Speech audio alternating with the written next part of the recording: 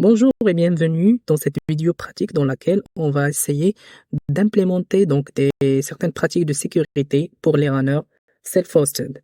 Allons voir donc les étapes de cette démonstration.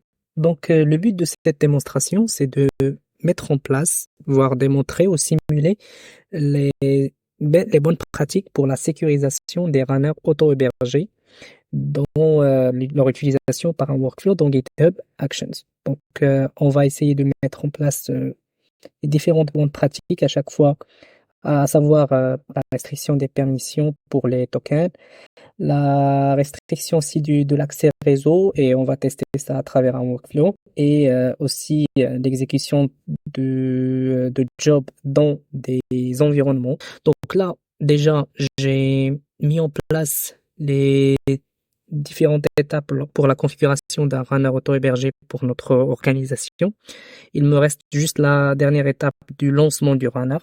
Mais avant, donc je vais faire l'étape 0 qui est la configuration des restrictions réseau sur le runner auto-hébergé. Donc là, ma machine Ubuntu qui va jouer le rôle de ce runner-là. Avant de lancer donc mon workflow, je vais exécuter une commande donc sur ce runner, sur cette machine, pour bloquer l'accès à Google. Bien sûr, vous pouvez mettre en place le site que vous voulez. Moi, c'est juste, je l'ai choisi. Parfois, on a des sites ont une liste de sites ou d'IP auxquels on va faire des restrictions. Donc, c'est mieux de mettre ça sur vos workflows ou sur vos runners auto-hébergés. Donc, cette commande sudo iptables et là, je mets mon site avec le tag moi j'y-reject. Cette règle, il va bloquer toute tentative de connexion vers google.com depuis le runner. Donc, je vais faire ça. Je mets en place mon password.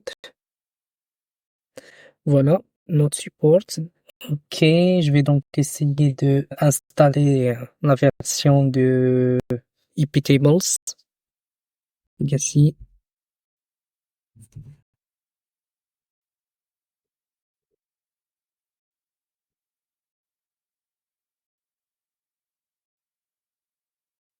Ok, donc là, une nouvelle erreur. Donc là, vu que j'ai eu beaucoup de problèmes pour faire ajouter la limitation, la restriction de réseau côté machine Ubuntu sur une machine Linux, il y a beaucoup de restrictions de permission. Je vais basculer sur la machine PowerShell, donc ma machine Windows. On continue le travail ici. Donc pour la règle, donc ça sera de cette manière-là. New Network Overflow, bloquer Google. Et donc ça, c'est l'adresse IP. Et après, je vais vérifier ça avec ça. Donc là, j'ai la règle qui a été créée. Et maintenant, je vais passer directement à l'étape du workflow. Donc, j'ai le workflow qui est déjà préparé. Je vais faire ça sur le repo public parce que je vais utiliser les environnements. Je vais juste faire une synchro, voilà. J'ajoute un nouveau workflow, secure, safe, state, .yaml. Et là, j'ai oublié, pardon, je vais juste lancer le runner ici, donc voilà, donc le runner il est là. On va le vérifier en général. Pardon, mon runner, ici, il est là. Et juste pour information, donc parmi aussi les best practices qu'on a dit, c'est de faire des groupes de runners. Mais vu que nous, comme on a dit précédemment, on peut pas faire ça avec la version de GitHub qu'on a. Donc là, on va toujours utiliser le runner group default.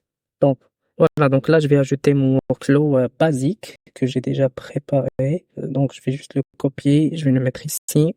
Donc euh, on va l'exécuter sur notre machine self-hosted. On va être dans l'environnement de prod. Ça va être sécurité de plus l'utilisation des environnements parce que déjà dans des environnements, on pourra limiter l'accès ou ne pas runner que des workflows spéciaux. Et donc, à travers donc des approvals qui sont manuels ou des restrictions sur les branches, etc. La restriction des permissions sur le token aussi, c'est parmi les bonnes pratiques toujours.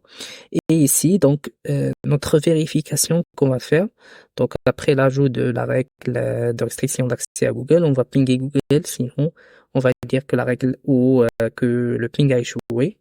Et ici, on utilise notre API key, notre un password qu'on a au niveau du de l'environnement de prod pour attaquer une API particulière. Mais ça, c'est juste pour démontrer que donc là, c'est pour mettre en relief l'utilisation de l'environnement lorsqu'on a des secrets. Donc stocker les secrets et les attacher à des environnements, c'est parmi les bonnes pratiques.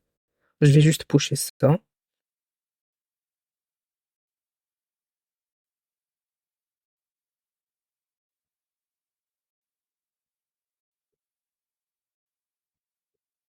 OK, je commit, je sync, OK. Je reviens maintenant donc sur mon repo public dans les actions et j'attends que mon workflow se termine.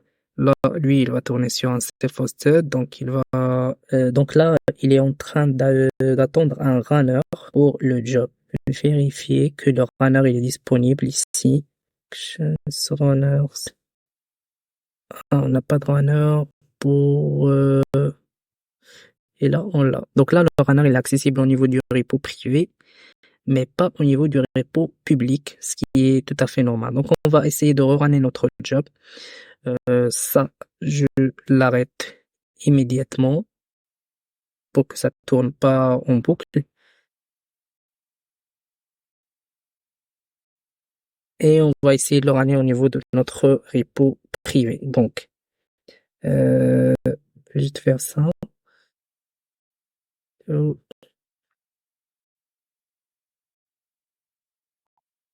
Je vais donc copier celui-là ici.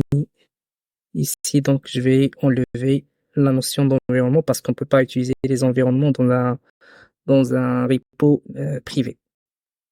Et du coup, là, on n'a pas de password, mais de toute façon, ça c'est juste pour vérifier, pour démontrer à quel point les environnements sont nécessaires, sont une bonne pratique lors de l'utilisation de self-hosted. Donc, c'est bon, je vais juste coucher ça. Non, pardon, je vais juste supprimer ça aussi. Hop.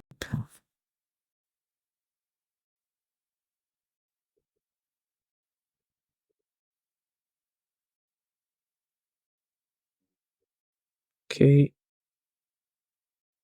En même temps, je vais le supprimer de l'autre côté, comme ça, il va pas être triggered à chaque fois.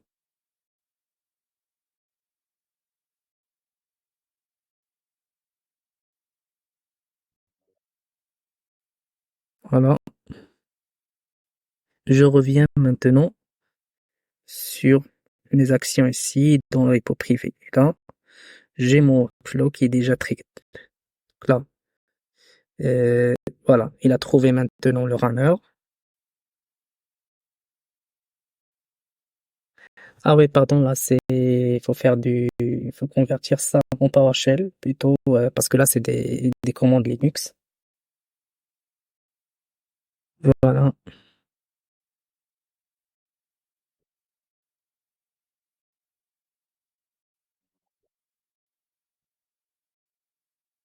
Là, on va attendre maintenant que ça se redéclenche.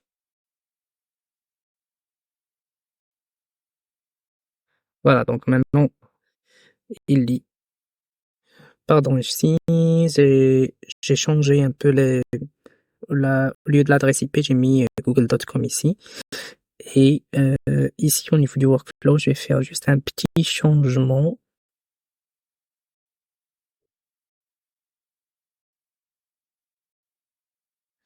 Voilà.